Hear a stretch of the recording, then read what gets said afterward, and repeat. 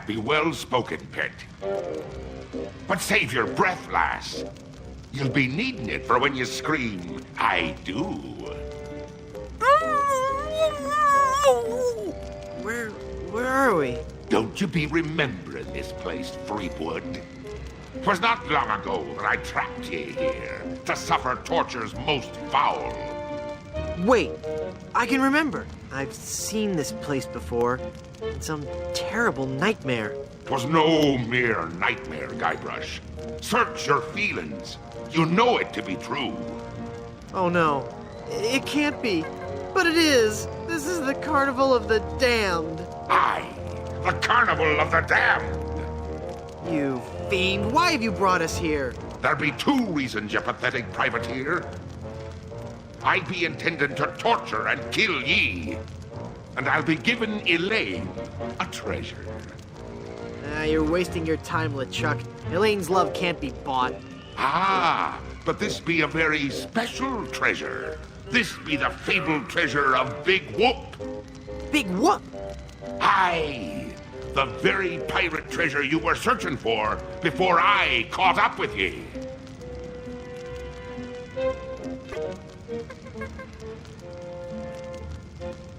Please don't kill me. Why shouldn't I? If you kill me, you'll crush the hopes of children all over the world. I'm a hero to millions. It doesn't matter. All that matters is that Elaine and I are together. And you are out of the picture for good.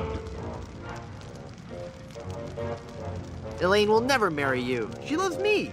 She does not. She loves me. Nuh-uh, she loves me. Does not. Anyway, Elaine really loves me. Does not. Does two love me? Does not. Does two infinity? Does... Curse you and your diabolical debate skills. Pretty please, don't kill me. Why shouldn't I? If you kill me, you'll be in really big trouble. I'm one of the walking dead. Formed not of flesh and blood, but of fire and brimstone. How could I be in any more trouble? Yeah, well... What's so special about the treasure of Big Whoop? Isn't it just like any other pirate treasure? I see. Ye do not yet know the dreadful power that be Big Whoop. I guess not. Quake in fear, Threepwood, when I tell thee that Big Whoop be a damned portal to a demon netherworld. Okay. The treasures of Big Whoop be the very gates of hell themselves. Yipe. But how will Big Whoop make Elaine love you? Elaine shall pass through the hoary gates of Big Whoop, just as I once did. Down to the inky blackness of the infernal nether regions. For you see, Big Whoop gives those who pass through it the greatest gift of all. Immortality. But at what cost? Cost? Granted, people may find me a bit unapproachable now. And the smell does take a while to get used to. But it'd be worth everything now that I have the power to make Elaine love me. But if you kill Elaine, won't she hate you even more? Aye, at first. But soon she'll be understanding what a grand gift eternal life be. And besides, the dating pool be surprisingly small when you're the living dead. She'll just have to give me another chance. Pretty please, don't kill me. Why shouldn't I? If you kill me, you'll ruin our reputation for making family-oriented games. We'll be scorned by parent watchdog groups everywhere. What'll you threaten me with next? Some ludicrous Senate subcommittee investigating violence in the media? Well, I'm shaking in me boots now. This whole amusement park, Why? The Big Whoop Carnival was my most brilliant idea. Once I had the power of Big Whoop at my command, I could make Elaine mine at last. I see. But again, why an amusement park? I'll be getting to that. I knew Elaine would need a little coaxing, and that I'd be needing an army. A horrible army of the undead. Okay, but why an amusement park? Are you going to let me finish? I'm not talking just to hear myself talk, you know. You're right. I've been rude. Please, go on. Everyone knows that the life of a seaman is a long, hard, lonely one. Sailors spend months longing for just a few days' leave. And you know what they're looking for as soon as they get into port, eh? Why, A family-oriented fun park. Oh, that. Of course. They come to take a ride on the giant roller coaster, the Great Monkey Mountain. They reach the top of the highest peak, and then hands in the air, screaming like monkeys. They plunge down the slope into a great stream of lava. That doesn't sound the least bit fun. Aye, it's not. In fact, it's downright unpleasant. But when they reach the other side, they're fitting warriors for my skeletal army of the damned. How did you find Big Whoop? That'd be a long story. Are you sure you want to hear it? Does the torture start after we're done talking here? Aye. Go on then. Back when I were alive, Elaine despised me. No. No, it's true. I can see that now. She didn't like me at all. But I were determined to prove me worth to her, you see. So, I set sail to find the legendary secret of Monkey Island. What is the secret of Monkey Island? The secret of Monkey Island. I could tell you, but I'd rather make you guess. That the guy's girlfriend is really a man? Now you're just being foolish. No, it goes much deeper than that. It's an ancient secret, closely guarded by the natives and pirates who happen to... You don't even know the secret of Monkey Island, do you?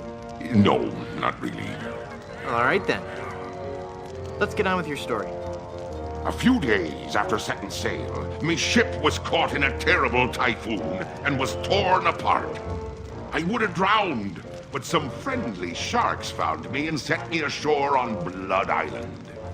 There I was, marooned, with no hope of winning Elaine's heart. I thought my luck had run out, but one day a ship made port at Blood Island. 'Twas the ship of one Captain Marley, Elaine's own grandfather. I struck up a conversation with Rum Rogers Sr., first mate on the ship. And for the price of a few drinks, I learned that they had the map to the legendary treasure of Big Whoop. Although I had no ship and no money. Hold on. Can I sit down? Both my legs are going to sleep. Although I had no ship and no money, I planned to beat Marley's crew to the treasure and take it for myself. I didn't have the money to buy a new ship, but I still had my greatest asset. That your presence makes dumb people seem much smarter. But I still had my greatest asset. That indefinable Chuck charm. One of the rich young debutantes on Blood Island was helpless against it. After a week with me, she would have followed me to the grave. Unfortunately for her, she didn't get the chance. I pried the diamond from her family's engagement ring and sold it to some cutthroat smugglers for the cost of a new ship.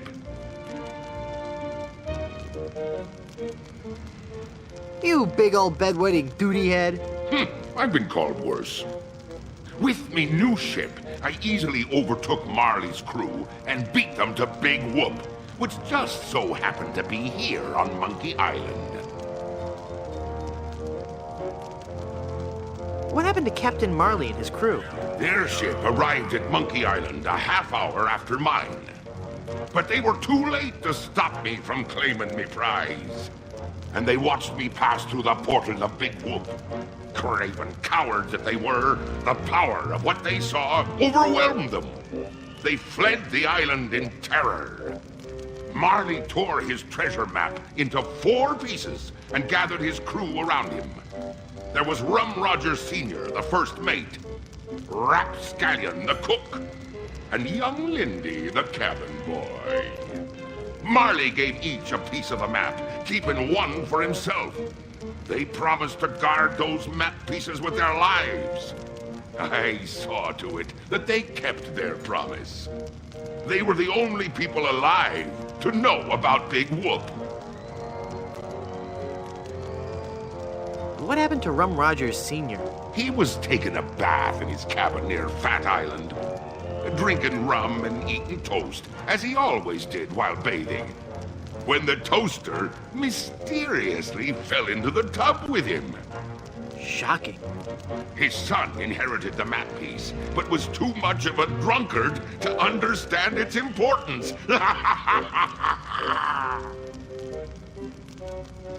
What happened to Rapscallion, the cook? Rapscallion died in a flash fire in his weenie hut on Scab Island. That's right! I brought him back to life with a voodoo spell. I remember it so vividly.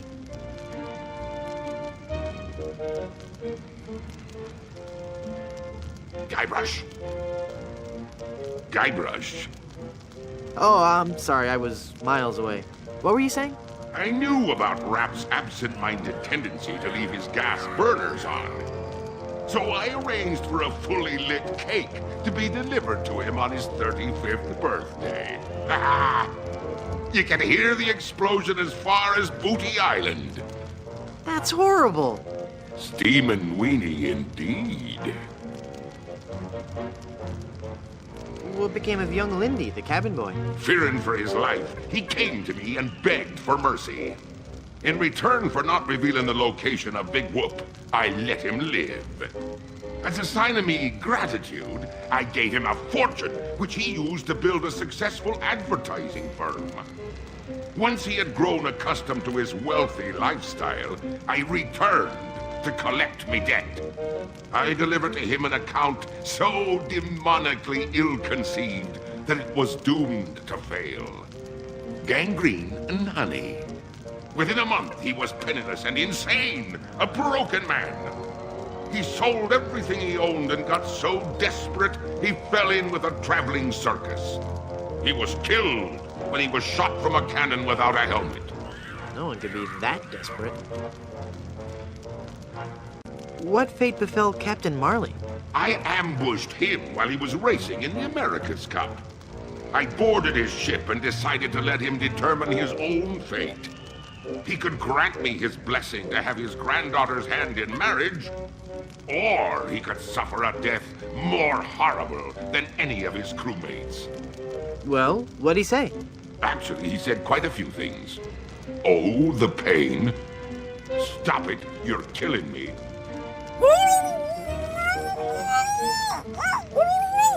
Some other things, I forget them all. I left him for dead and sent his ship into a whirlpool not even the most accomplished captain could escape. You're unbelievably ghastly and wretched. Ooh, thanks.